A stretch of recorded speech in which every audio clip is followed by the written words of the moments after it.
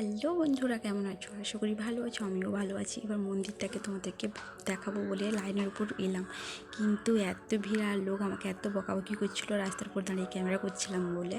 আর সেই রাস্তাতে গাড়ি টাড়ি যাচ্ছে তো তাই। এবার চলে এলাম মন্দিরে। এবার শীতলা মাতা কী সুন্দর করে সাজিয়েছে দেখো। এবার ঠাকুর দেখাবো বলে আমিও এখানে দেখিনি, তাই ফার্স্ট টাইম এলাম। আর মন্দিরটা আমার সব থেকে ভালো লাগছে, ঠাকুরও যেমন সুন্দর করেছে মন্দিরটাও তেমন সুন্দর করেছে। কী আর বলবো, অপূর্ব সুন্দর লাগছিল। তারপর গরমে কী আর খাবো, ফার্স্ট বললাম চল লস্যি খাই। এবার লস্যি দোকানেও ভিড় ভাট্টা, তো চলো। আমরা অনেকক্ষণ দাঁড়ানোর পর তারপর কি কলা মনে শেষ হয়ে গেছিলো, আবার আনতে গেল অন্য দোকানে বা কোথায় জানি না, নিয়ে এসে আমাদেরকে আবার লস্যি বানিয়ে দিচ্ছিল, কিন্তু অনেকটা লেট করছিল। এই তো আমরা ওদেরকে দিয়ে দিয়েছি, এবার লস্যি খাচ্ছি। এবার মেলা এসছি, ফুচকা খাবো না তা বললে হয়, চলে এলাম ফুচকা খেতে। এবার ফুচকার দোকানদার আমাদের ক্যামেরা করা দেখে কথায় কথায় বলছিলো, হাসছিল।